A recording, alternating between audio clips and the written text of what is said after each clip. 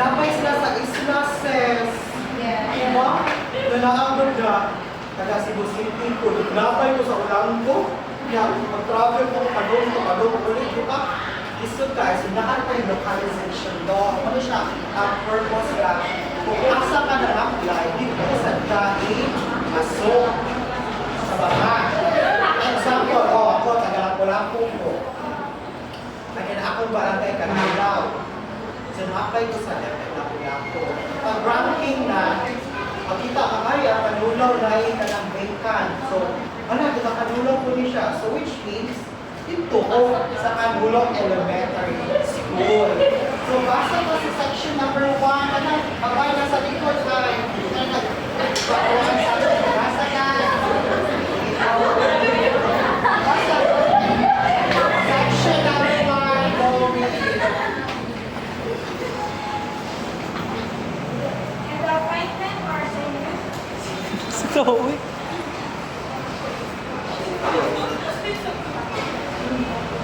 The appointment or assignment of teachers?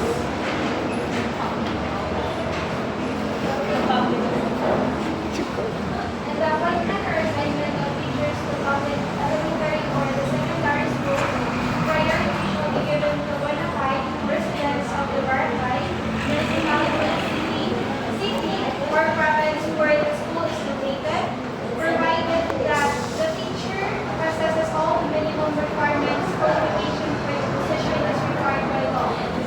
Protest regarding the appointment of assignment of classroom public school teachers shall prescribe in 3 months upon the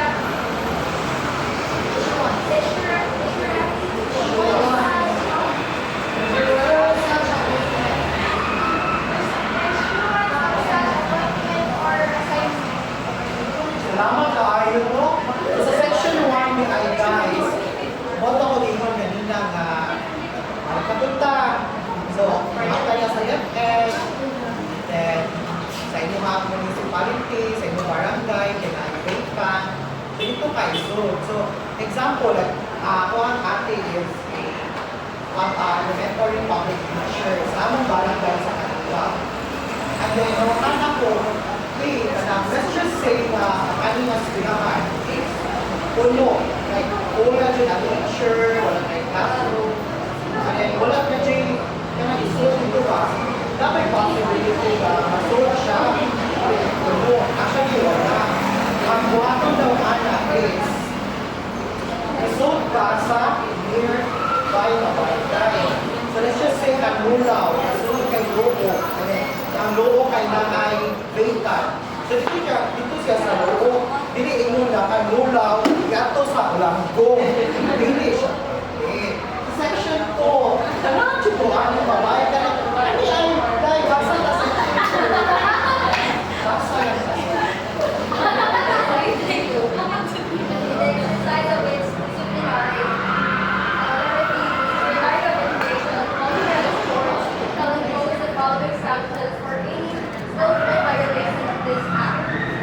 First violation, suspension of 1 month without pay. Second violation, suspension of 2 months without pay. Third violation and subsequent violation, general suspension of 6 months without pay. Thank you, Mario Boy. Section 4, like, whenever na mga violation, ask ko sa ako sister na, hey, explain ko ang section ko mga violation.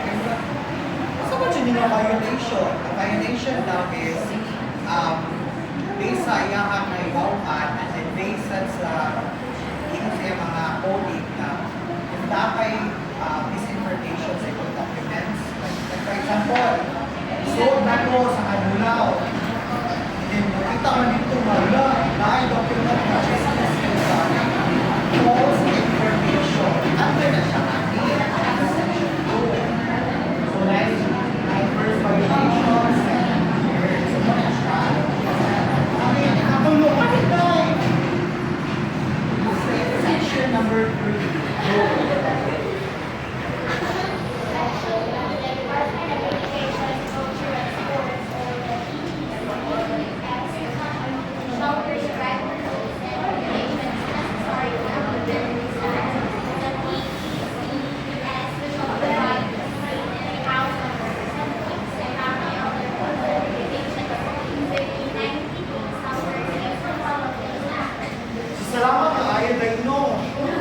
again, India guys, tanong difficulty.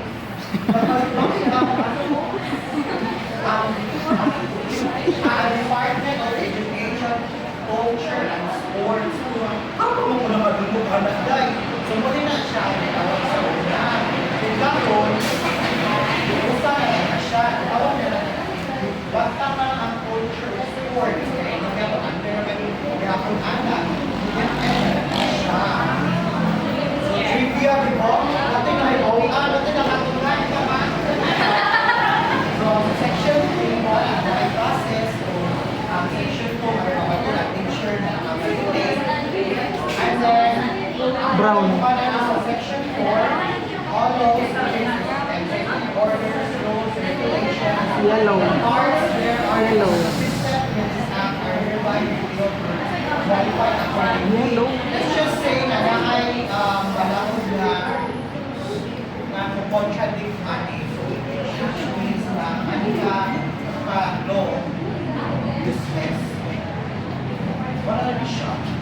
So that section 5 is actually taken like 15 days after the publication in official gazette, or at least 2 newspapers of general circulation, di ba? I-comment na siya, i-post mo din siya sa local o national newspapers.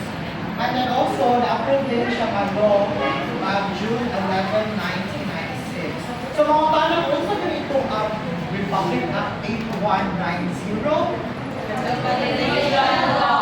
na in short term or in lay minister kay diba kanang sa kuan ba sa meaning sa kanang law kanang nakuha ta mga localization law is